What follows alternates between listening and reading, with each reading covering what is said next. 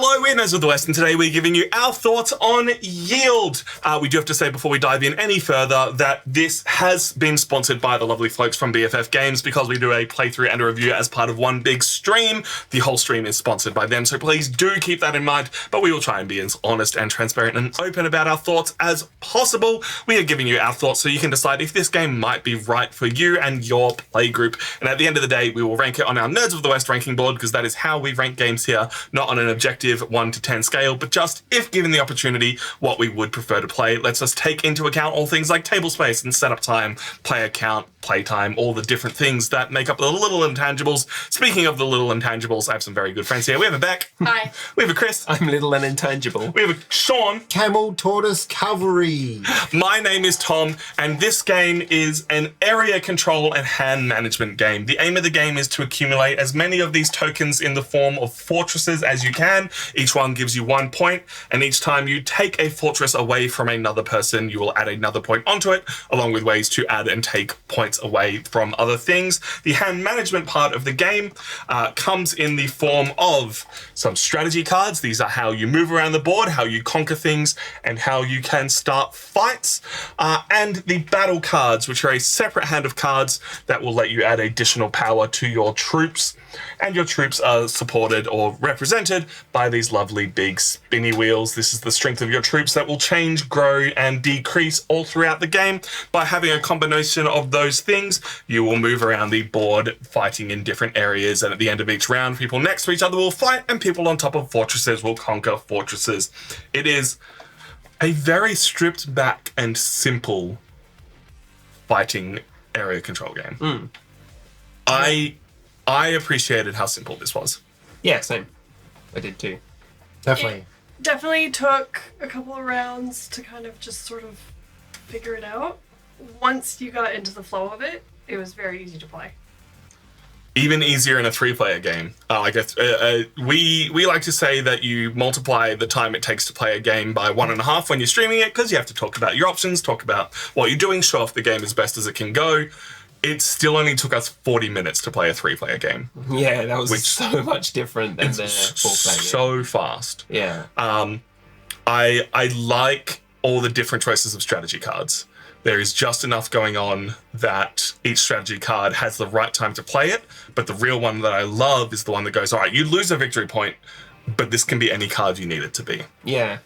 Good design. That was the ritual card, right? Yeah. And like the first player token was a good like mechanic for this game. So many other games have it such that the first player strictly has an advantage. There's no drawbacks. There's no considerations. You just take it whenever you can. Whereas in this game, the first player marker was actually quite like your whole plan had a contingency on who was the first player, which order cards got played in, whether someone moved first. Like that came up a lot. Yeah, because that was quite useful. The ritual card. Strategy cards are simultaneously selected. If you're last in player order, you can pick cards that you go, all right, if they do this, I do this. If you're first in player order, you have to go, I don't know what anyone else is going to do, so I just have to do what's best for me, or maybe have a contingency plan. Yeah. Like there is so much setup and thought that goes into how you're going to fight. Yeah. I appreciate this game wasn't a hit it hard and fast game either.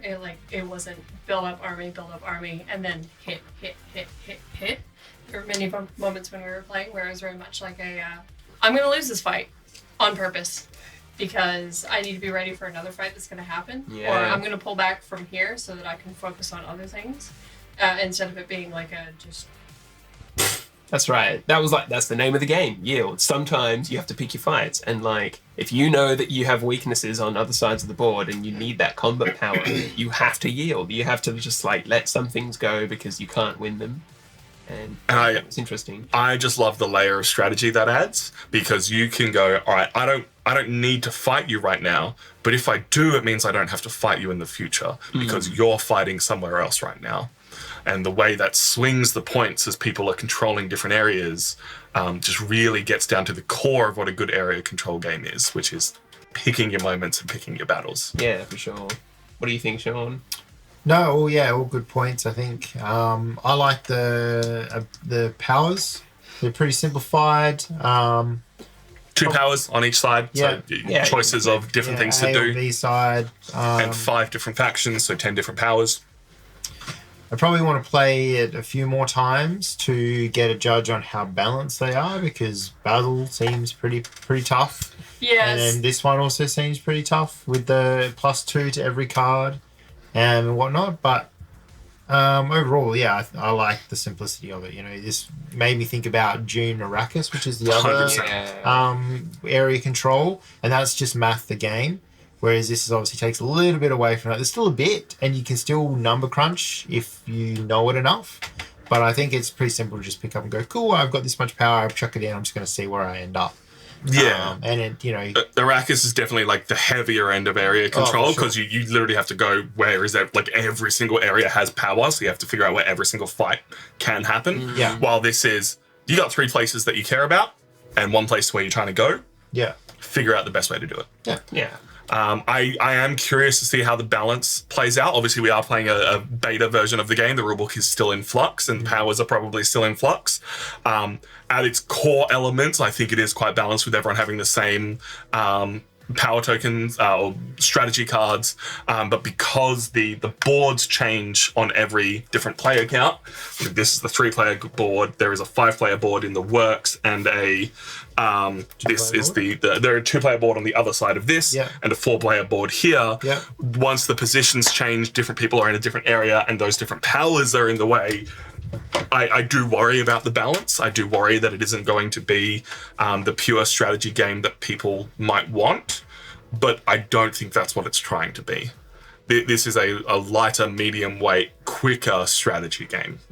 Well, I mean, something that hasn't been mentioned yet is that this is made by the same people that did Hidden Leaders, to the point where this is actually a prequel to the game, Hidden Leaders, for story-wise.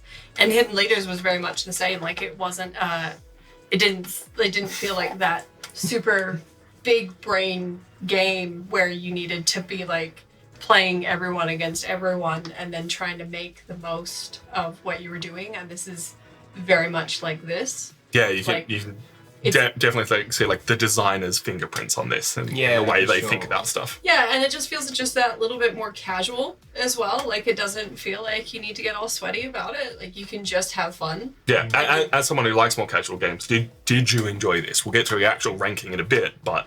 I did enjoy this. It was, like, it's easy for me to say I did really enjoy it because I won the first game.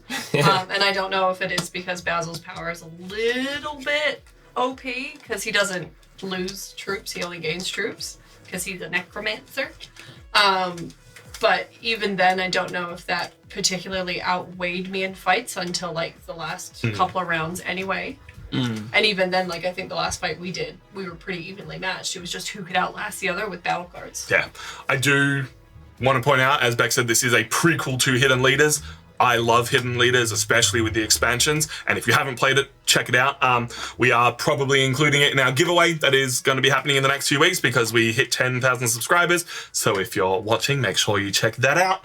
But literally, the king that I was playing as is the king who's died in Hidden Leaders. So it is a direct, like, prequel to everything that goes on.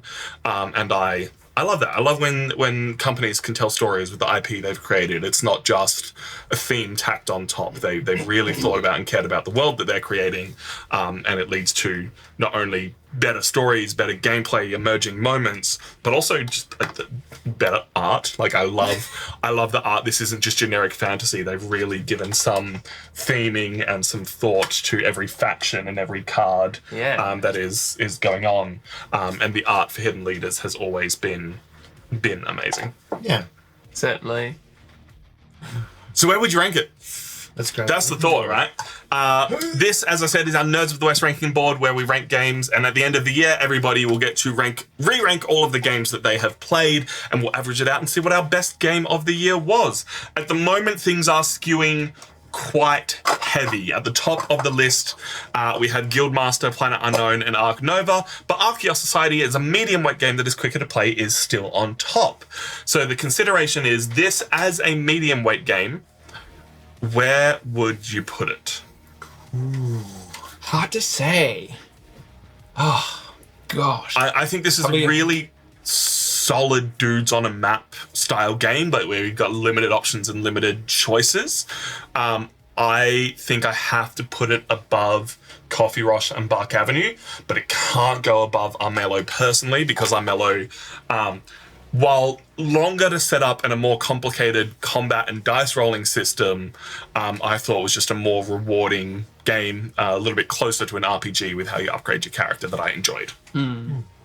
I'm gonna have to agree with Tom. Around about Coffee Rush is where I'd place this. Like, this is the skew toward the top end of the board, by the way. We only play good games here, and I enjoyed it. We've referred to it before as the curse of the board game reviewer. We're not going to take on a game where we can only do one bit of content a week, so we're not going to waste time on a game we don't think we're going to enjoy. But if anyone has anything negative to say about this game, you are more than welcome to. Yeah. As we said, I think the balance might be a bit off. We'll see what happens. Yeah. And like, it's one of those things where it's very easy to see how the balance can be fixed, being that it is so early.